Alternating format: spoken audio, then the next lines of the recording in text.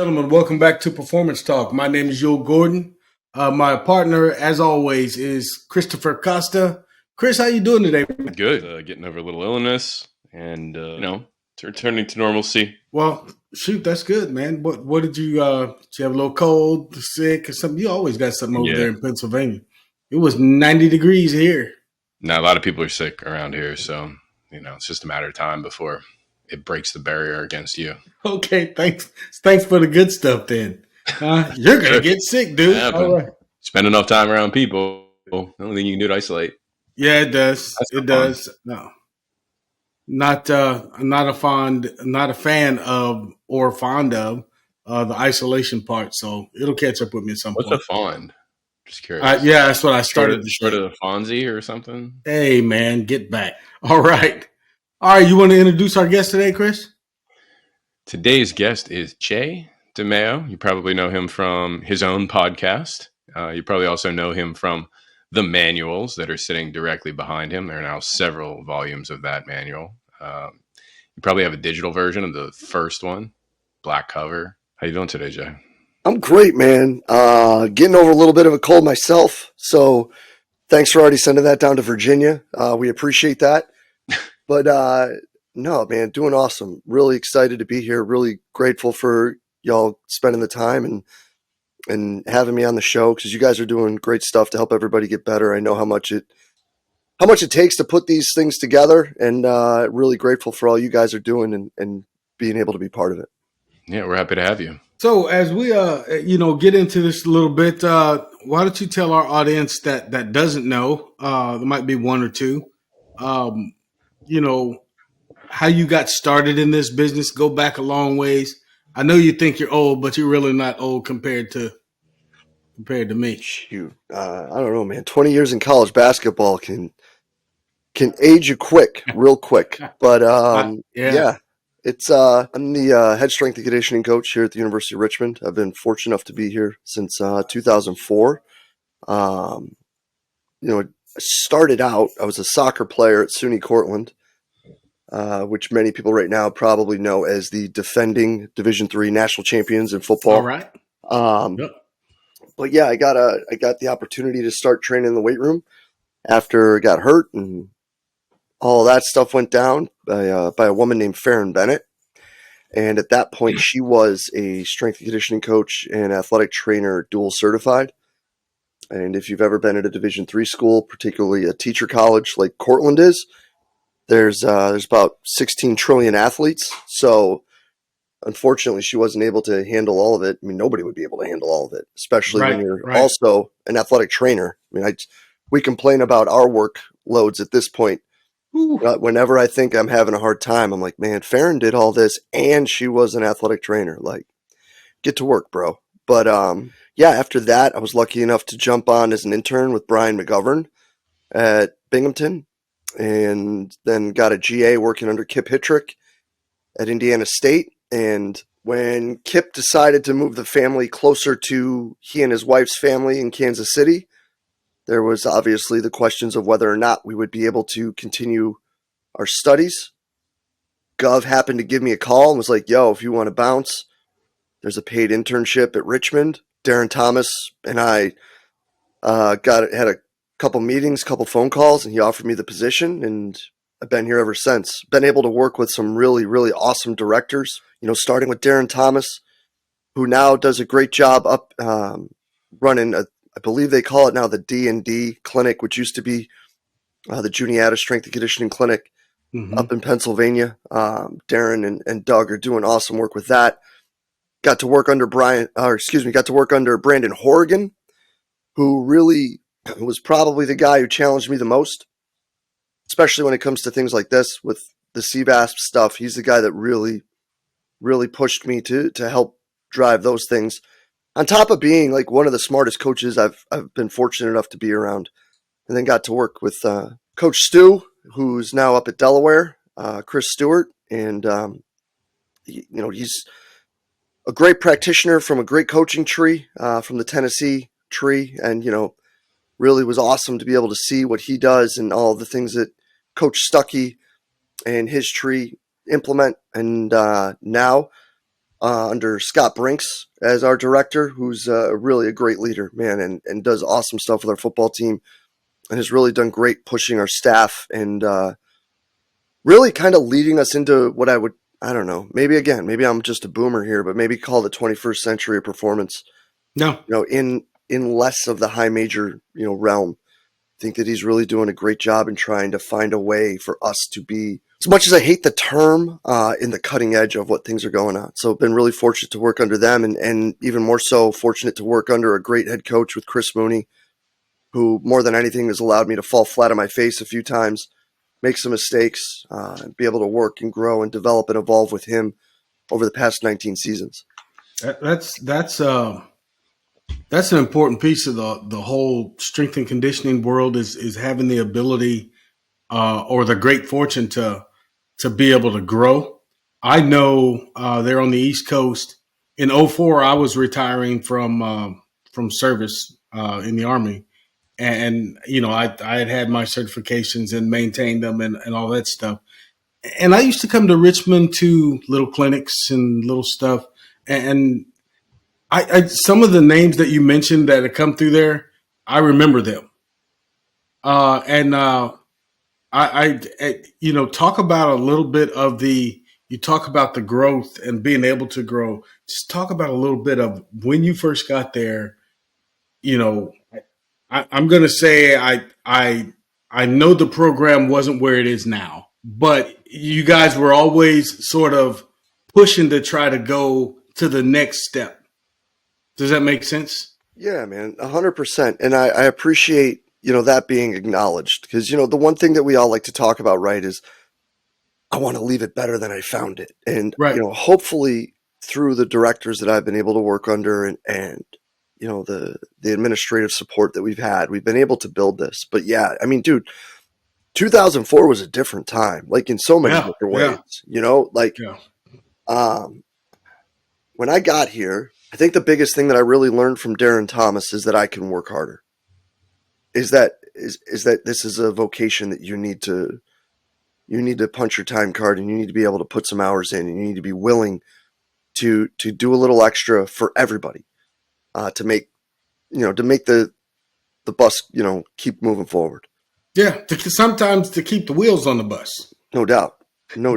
Because and I'm sorry, but keep your thoughts in mind. But when when I got into the mainstream of this profession after my service and started looking at it, there was a lot of obstacles to success. We'll call it that. Mm-hmm. And I was like, wow, I really think that all sports teams would want what this profession offers, but that wasn't always the case. Anyway, go away.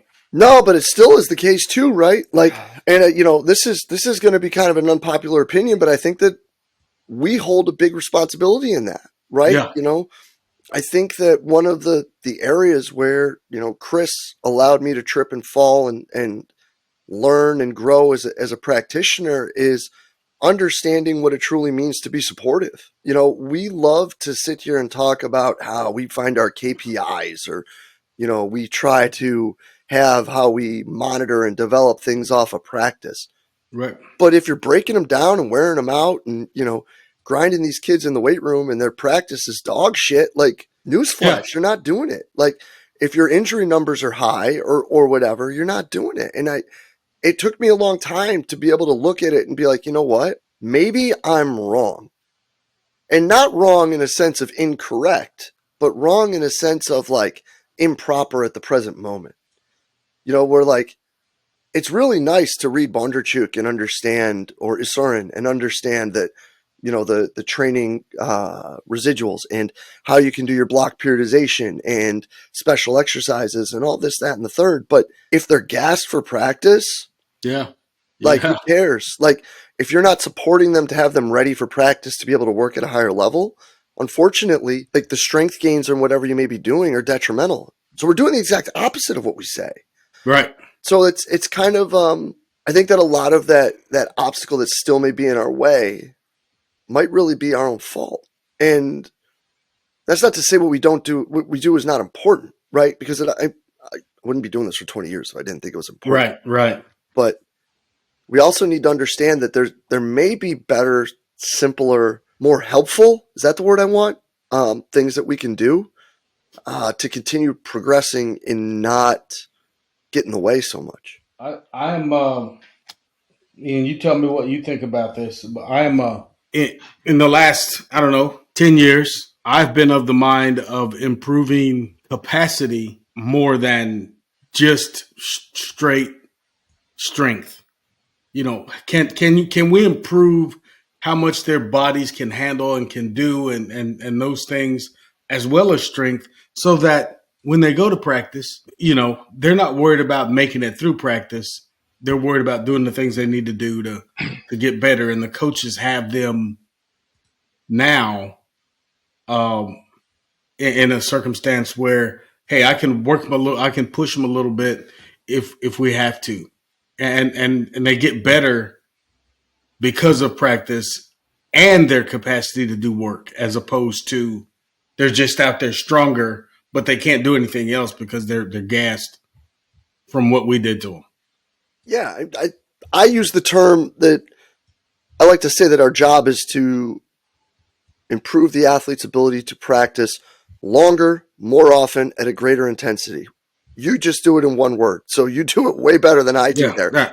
But that's really it, right? Like we want to talk about all of these things. Like we want to look at how practice is and be specific with conditioning for that. So it's specific for the game. But in reality, like if we just get out of our own way and we build their ability to improve outputs, recover faster from outputs, and recover faster between bouts, then they can practice more. If they practice more, their special work capacity should improve. Yep. If their special work capacity improves, they should be able to practice more.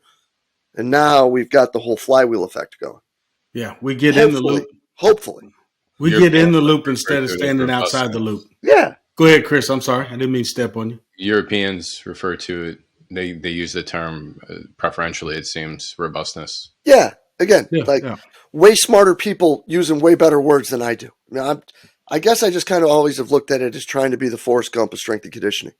Like I've never been the guy who likes the big terminology. I've never been the guy who's going to sit here and talk about, the biodynamic response that needs to be in conjunction with, special work capacity that's going to turn into dynamic correspondence. Like, yeah, like we could talk about that and we can act like that all day, but like, I need to be able to explain this to my little brother who coaches high school lacrosse, right? Like if he needs help, I need to be able to tell him, yo, B, so instead of X, maybe do Y because of Z. Like, and as cool as those terms are, and there are maybe some people who know my past history when it comes to terminology and how butthurt I get at times when people use the wrong terms, because I've had the fortune, because of CVASPs, to have relationships with the late Harvey Newton, the late Dr. Yesis, to be able to sit in a room and study and have lunch with Natalia Verkhoshansky, to be able to have breakfast with Dr. Isurin, Dr. Bondarchuk, and be able to really learn what these terms mean and what they are said and how they defined them. So the fact that I'm sitting here saying like the big terms don't matter and are maybe slowing down our evolution and our projection as a vocation may be a little funny to people, maybe a bit hypocritical, to some people. But in reality, like there's a difference between us talking to each other and using the terms that were defined so that we can all be on the same page versus using big words to try to sound smart and to try to, I don't know, like justify what we do, like it's, if I go to Chris Mooney, right, who has a degree from Princeton, okay, his wife has a degree from Princeton and a PhD from Penn. They're way smarter than I am. And I want to go in there and use vernacular that goes over their head. Like, I'm not smarter than them. I'm kind of an asshole, like. Yeah. I mean, I use the terminology sometimes, Hey, can you break it down to Fred Flintstone level for me? Oh, dude, I love that. because I love that. Because if you know, I butcher names, you know, and I try to be real polite with people's names, but I'm not going to try to pull out the longest word and pronounce it. It's not because I'm ignorant or stupid or dumb. It's because I know me, and I have to put it over here so that it's relevant to me, and then I can communicate it to the people who really need to understand what I'm talking about, the athletes. Yeah, So 100%. Red Flintstone, everybody can get that, I think. Yeah, and I think that too, that if you truly do understand what these things that the giants that we fortunately get to stand on the shoulders of, we're studying and we're doing, when you look at something like dynamic correspondence, right? Right. Like, we know that it's not just doing an exercise with a band, but we do know that it could be breaking down parts of a movement. You don't need to sit there and tell someone, well, this works because it's within this range of motion and at this muscular contraction.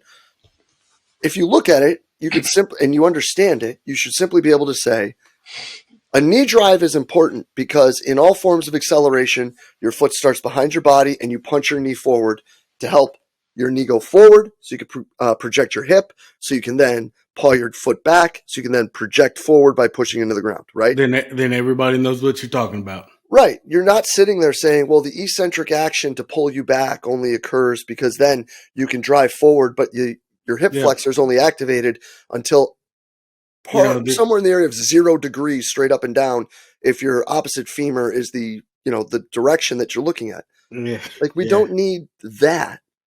You know, we don't love to talk about meet them where they're at, but then we also try to talk over their heads at the same time. Yeah. And that's goofy to me.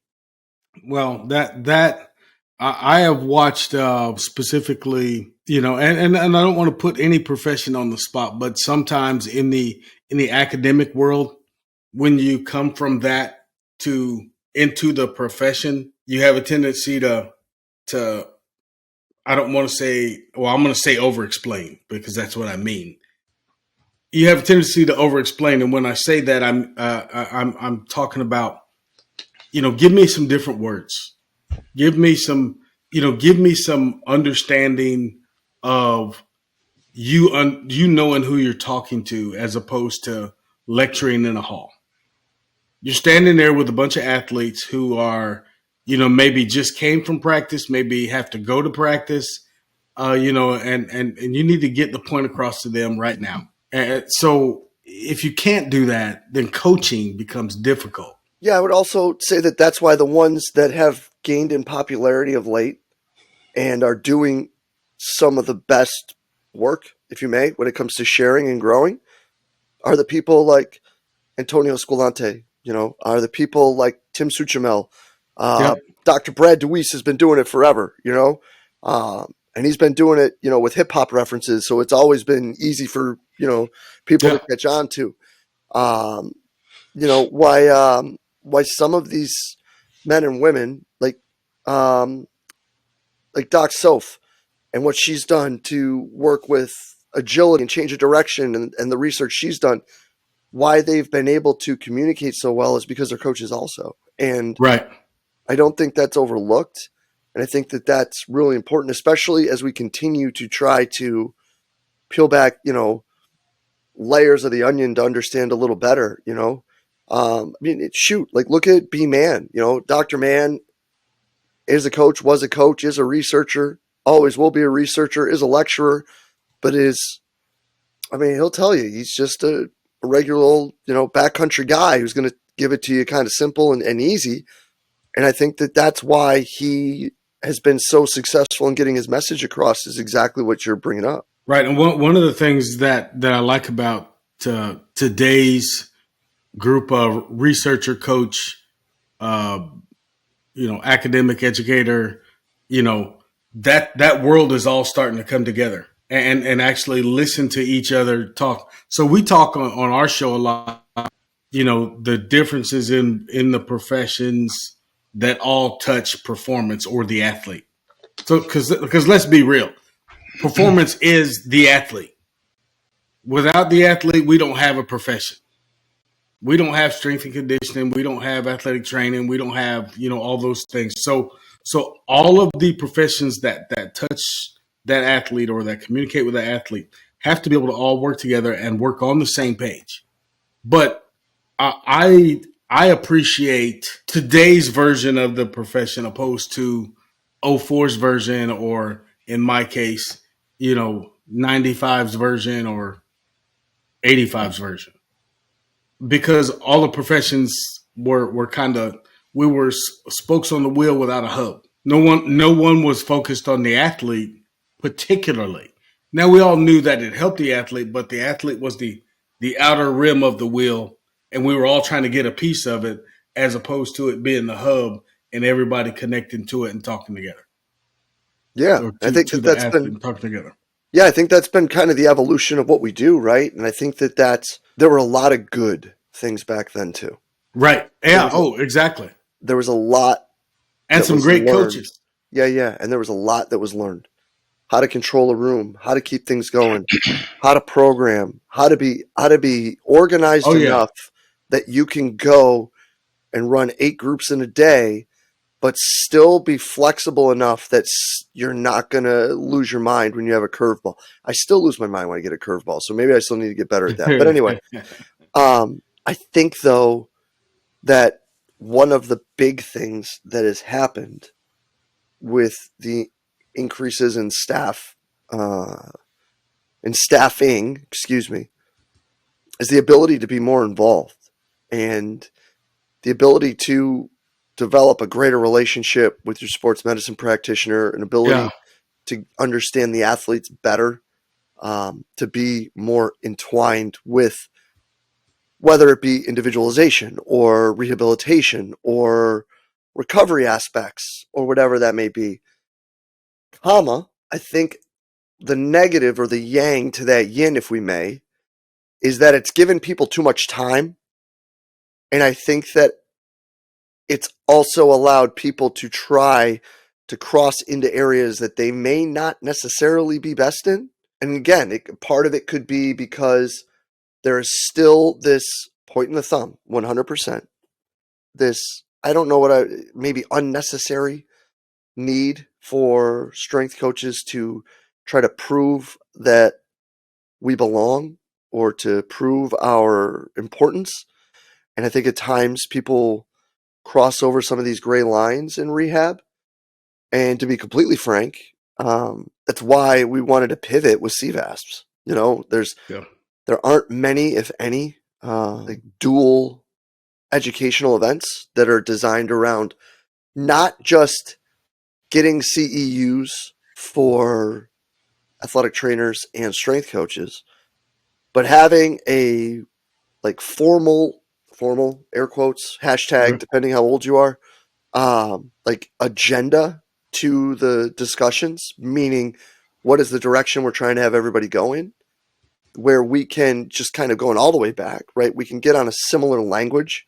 Right. We can talk the same talk. We can communicate with other staffs to talk about, in this case, what can we do better with return to play as just a broad metric. Like, how can we communicate better? How can we look at metrics better? What are things that help the end transfer better? Meaning like the going from controlled to game speed, if you may. How we can build better staffing. How we can look to research within our own department to be able to find what works for our particular works, again, air quotes, hashtag, for our specific population that we get to work with, right? Because the three of us all have different groups of kids, right? We got a game in 8 hours from right now, different group of kids. Like, what works for one may not work for others, but you may be able to look and see what parts could be repeatable. And that's really been cool. And I think that it's something that's been missing since Art Horn had moved on from Northeastern, and the BSMPG kind of went away for a bit. Art used to put on arguably the greatest symposium ever put together when it came to combining all the levels of performance. And it's we're going to try to keep up with what he built and try to formulate ways that we can bring people in to discuss those things and keep the 200-person roundtable and barbecue what it was. Just try to bring in more people to talk more openly and be more honest and ask better questions. I know one of the reasons that we got so involved with this podcast was to have similar types of conversations. We knew. I mean, there's various directions everyone goes with their podcast, and I think there are a lot of good ones out there. We wanted the backyard discussion between professionals sitting down, nice and relaxed, nice and easy, talking about what you want to talk about, and that's why we don't. One of the reasons we don't, sketch out the whole episode and send questions out, but that's just our style. There's a lot of great ones out there that talk about some good stuff, but let's get back to what we're talking about with the profession and all the athletic trainers, the physical therapist, the sports medicine doctor. I know and only because I was on the East Coast. I was into Richmond and then up in the Towson University area in Baltimore, and so I kind of ran that whole gamut from South Carolina, up there. So I had the opportunity, and I don't ever remember. I knew your name. I knew of you when you started, busting out. That's what I call it. When you started getting out there, I said, I know who that is because I'd seen you before. But we weren't introduced, so I didn't necessarily know you. But I was familiar with the program as it was getting going there in Richmond. And I remember, and you correct me if I'm wrong because you lived it and you were there. I remember it seeming like there was that you were searching for a way to put everything together. Does that make sense? Like put the athletic trainers in with the strength coaches and how to integrate or where to integrate the team doctors. Because at that time, were your doctors, were they part of the staff or were they independent guys? They're still independent.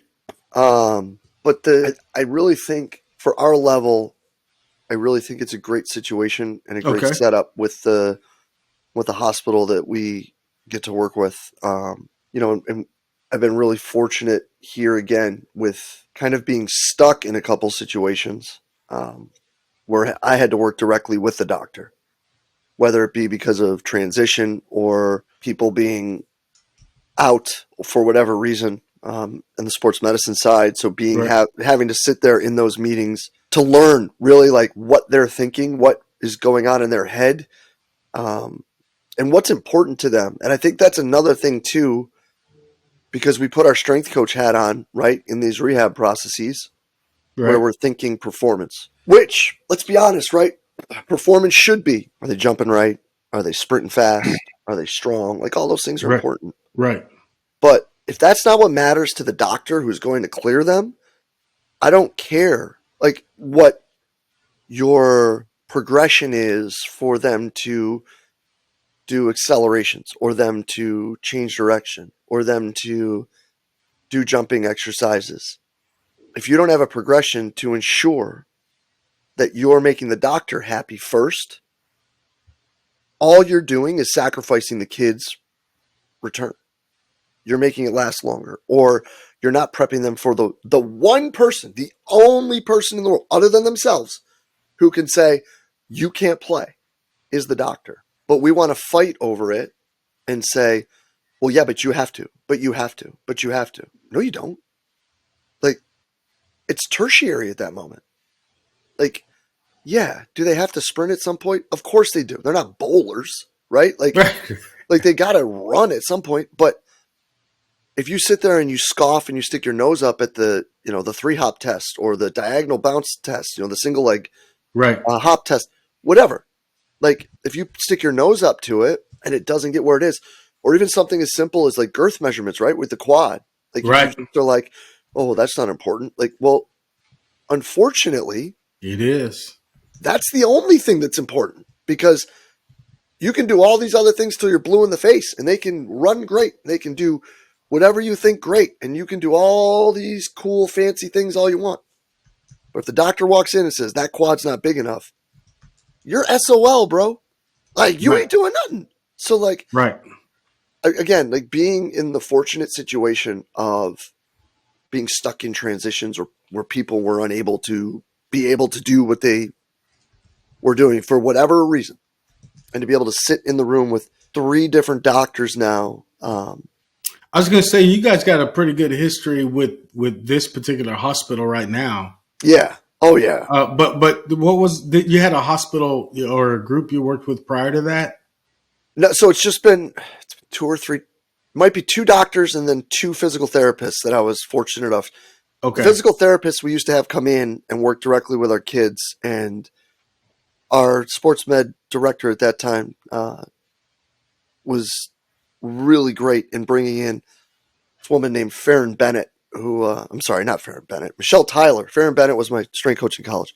Yeah. Michelle Tyler, who's with Chippenham Sports Medicine, who, when I needed surgery, she's the only person that I would go to. Gotcha. And Michelle really challenged me early on, way back in my meathead grunter days of a strength coach, to look at things better. And she's the best. And she really has formed a great mold in my mind as to not just reverse engineer what's happening and to look at better ways to progress, but also look deeper into the actual individual, like, physiology of each person, and how to try to find simpler things that we may be slightly overlooking that could have a greater impact on what we're doing. We like to call that the low-hanging fruit now, I guess. But yeah, being able to sit in and talk with, Dr. K and Dr. Young and just be like, so this is what I'm thinking. And to have a doctor be like, not until this. Okay. Right. I know that I worked with a couple of good doctors, in Columbia, South Carolina. And, we established, for me, because I was getting a lot of return to play athletes, and I was an independent practitioner. But at week 12 on like an ACL injury, that's when I showed up, and I was observing at week 12. I'd show up and observe. I'd see what the athlete were doing. Then we talked about it, doctor, physical therapist, and myself, and it was all, where are they? What do they need to? What gates do they need to get through? At what times? What strength? What all the stuff we talk about. And what I learned was, why weren't we doing this all the time? Bingo. Why doesn't this happen all the time? Because I got a much better understanding of what the doctors were looking at, opposed to not opposed to, in conjunction with what the physical therapist then looked at. And then what I was thinking and what I was measuring, at those same points in time. And what I learned and still continue to learn today when I talk to physicians and therapists and other coaches like yourself is that it's all different. You got to have the conversation because it changes all the time. So if you never have the conversation, or if we stay in, as you indicated, if we stay in our meathead mentality and the only thing we're talking about is, how much stronger can I get you? We're missing a whole lot of stuff. I'll tell you what, man, there's a lot of gold right there, because it is. I think that when you can pivot and take a step back and say, and maybe not ask it this way because it kind of sounds a little goofy, but find out what's important to them.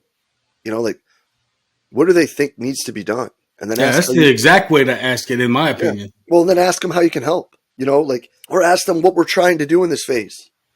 And then they'll ask. More often than not, people will ask your opinion. More often than not, people will say, what do you think? And if you look at something and you think, well, hey, that's a great idea. What do you think about adding X, Y, or Z? And explain it simply, and you can show them why it may help. All you're doing is building buy-in. Exactly. When, way back in the day, players used to say, real recognizes real, meaning players recognize other good players, and they appreciate that. Well, I think professionals do the same thing. And if you're a professional and you're speaking with a physician or a physical therapist, they know if you're a professional or not. And you don't have to use the big words. You don't have to use, all you have to do is most of the time shut up and listen, and then ask a question, a reason, a real question. So yeah, as we pivot from what we're talking about now to the next little subject, we always bring this subject up, and that's about, and we've touched on it a little bit as we've gone along. That's about, what do you recommend for young professionals coming into the field now? What do you What's your advice to them, and how do you get them ready for the initial, I call, disenchantment? That it's not going to be what you thought it was when you walk in the first time into the profession. I mean, but that doesn't mean it's bad or it's messed up. It's just you don't get to see inside the room until you're inside the room. Yeah, and that's hard to be prepared for, right? Right. Because I think that young coaches do have some, unique challenges that we didn't have. We obviously had some unique challenges that they, fortunately, because of the people that were our directors before and our directors now, they don't have. Right. More often than not, they're not going to be in a position like I was, where you're making $800 a month to be part of working with 13 teams, 10 months. Right. Like, I wouldn't trade it for the world, comma. They don't have to do that. Now, there were some pros to that, right? All the things we talked about earlier. But we also didn't have to deal with whatever you want to call this inflation we've lived through. Right. So there are some things that I do feel like we need to be a bit more sensitive to. But at the same time, there also needs to be the understanding of, in every single vocation, profession, job there may be, there's an entry-level position. No one leaves college and starts as a CEO. No one. So finding the best path possible can be a few different ways. The first thing that I would tell anyone is start as early as possible in undergrad and intern for as many different type of strength coaches as you possibly can. What do I mean by that?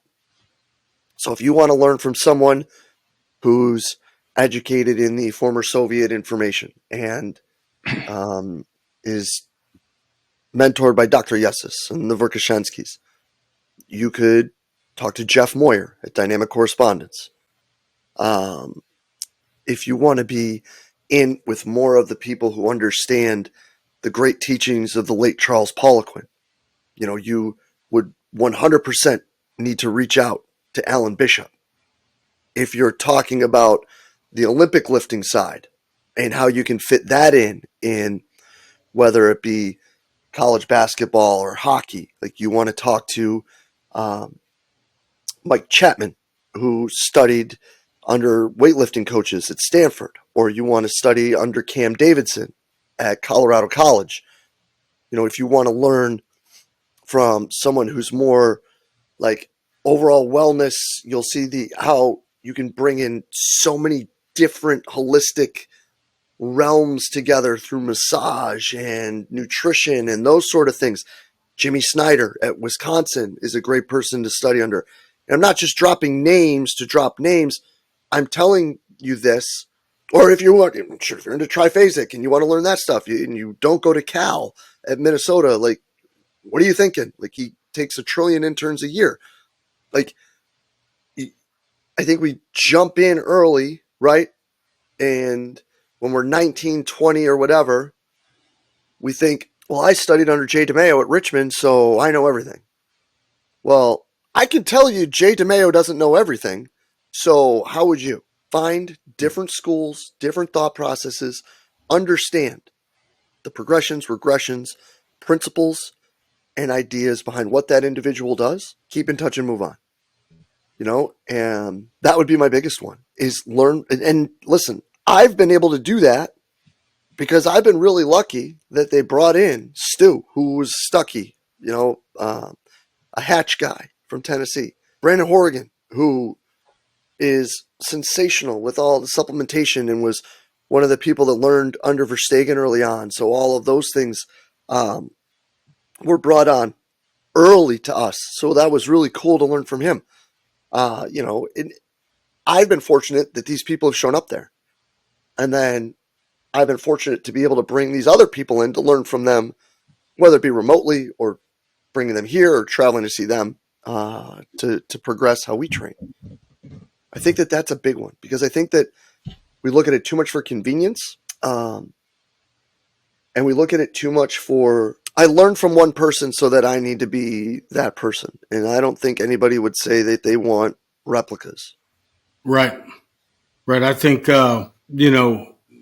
stating that, would you say stating that as follows is reasonably correct?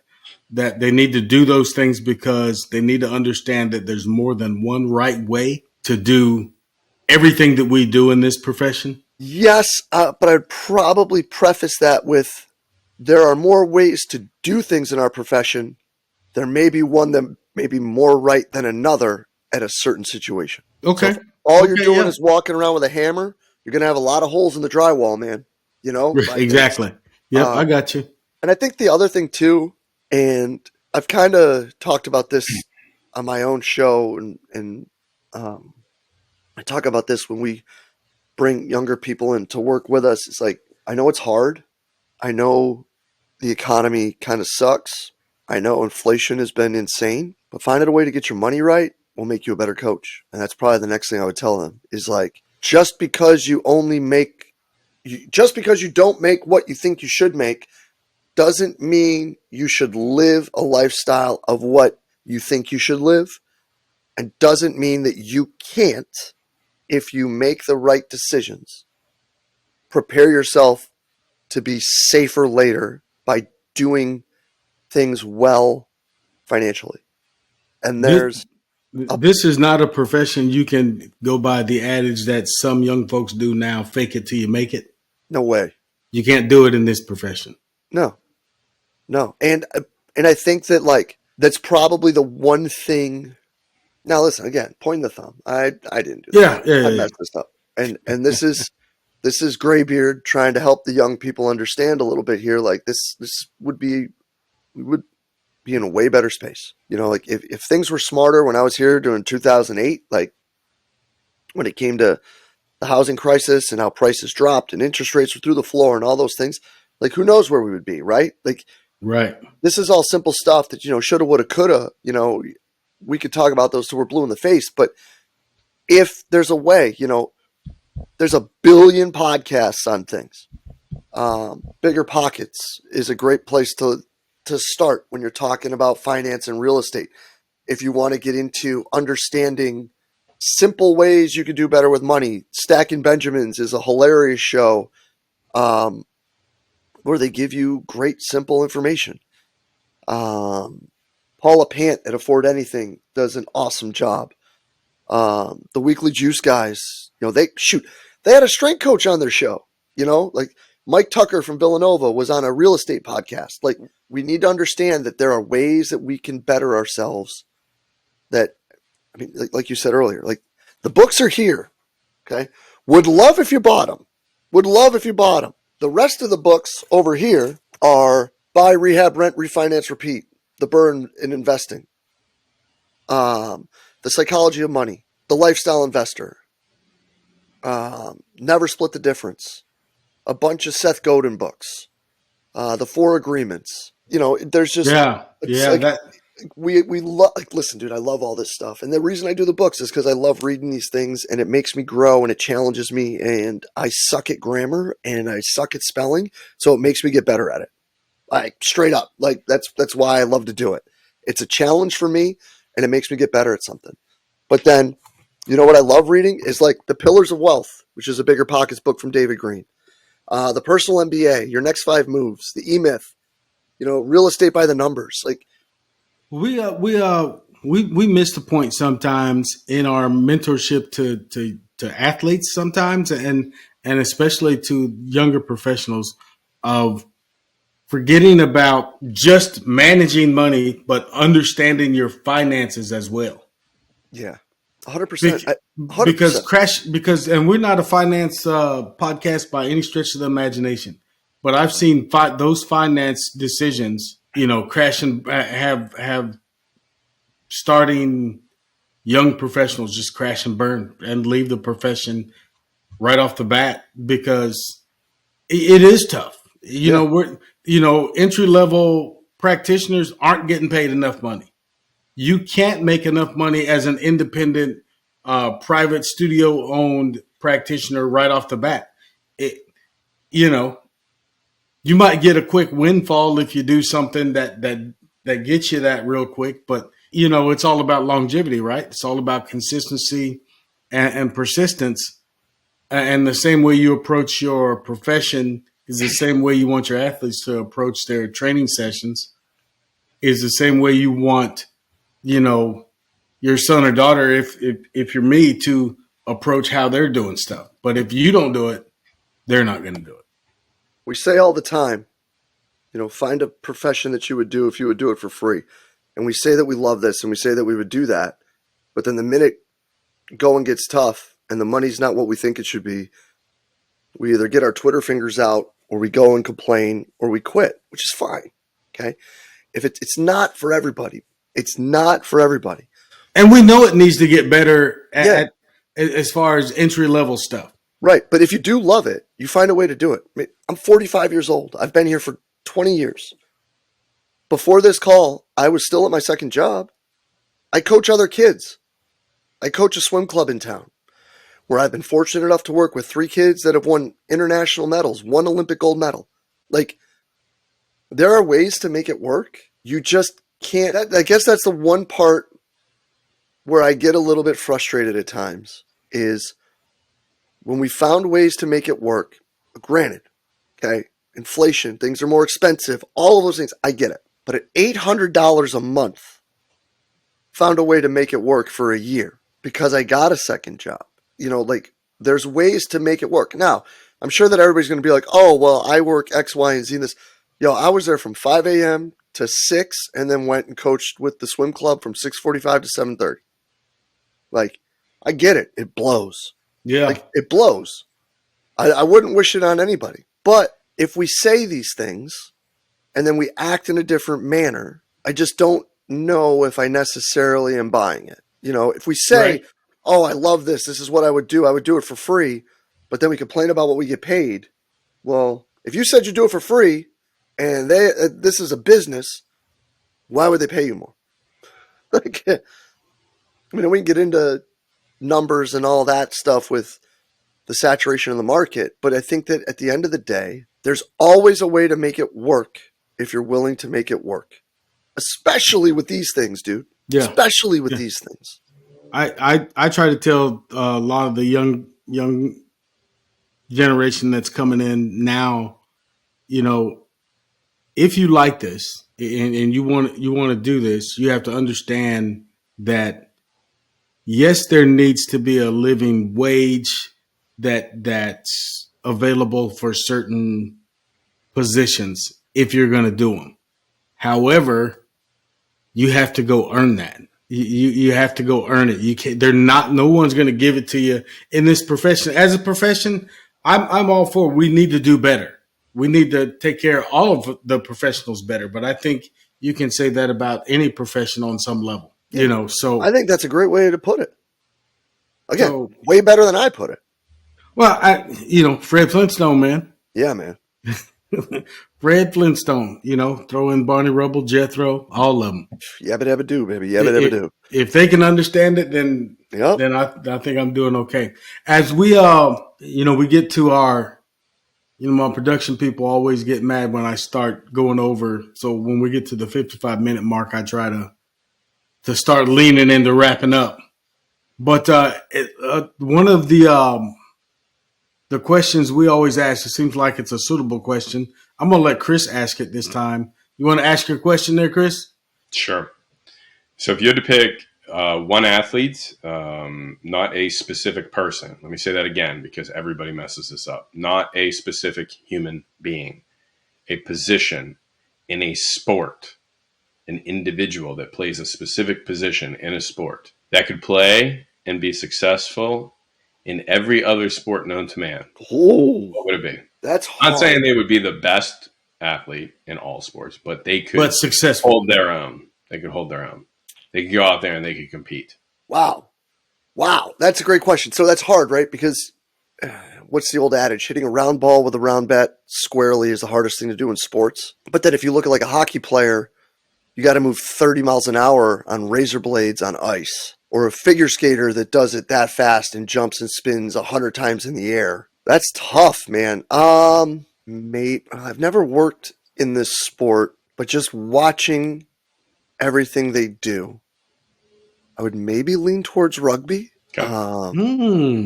Because there's so much, or maybe like Aussie football, because there's such a high aerobic quality to it. And they can handle contact. They're strong. Most of the guys are probably a little bit on the crazy side of the spectrum, so that like if we're looking at like diving and things like that, they won't be afraid of jumping off a 3 meter or the 10 meter. They get hit at high velocities, so they'd be able to handle football and maybe taking a hit on the ice. They're quick. They kick. So soccer maybe a bit. I don't know. That's a tough one though. That's been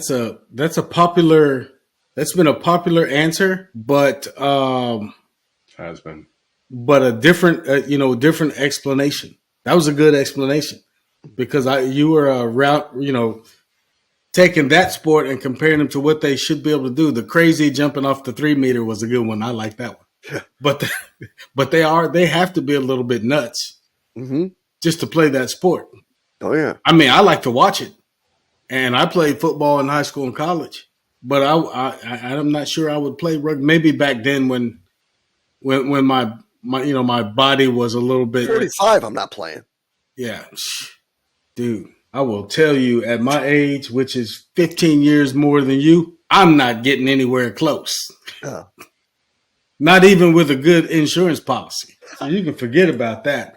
Okay, hey, look, man. These last couple minutes, and take these last couple minutes to tell you it's been great having you on. I'm glad we stuck with it and continue to go back and forth and communicate in order to be able to get you on. I'd like to invite myself to places, so I might show up. I promise I won't get in the way, and if you're busy, that I won't be butthurt about it. But doors are always able to be open, man. Like, sometimes I show up and I just ask, hey, can I come in and observe for an hour? And by the same token, we've had a good enough. We like the conversation. I'm going to tell you about our performance roundtables we do with Tim Suckamel and Stephen Bird and Paul Comfort and those guys. We have theirs, and then we're going to have one more. I would like to send you the information on it when we get that, and see if you would be interested in being part of that panel. Awesome, man. I love it. Yeah. Let's see if we can make it work. Okay. Well, when we get the information, I'll definitely send it on to you. We're trying to corral it all now. Chris, you got any final questions or statements for Jay? No, thanks for joining us today, Jay. This has been Performance Talk with Ewell Gordon and Chris Haas.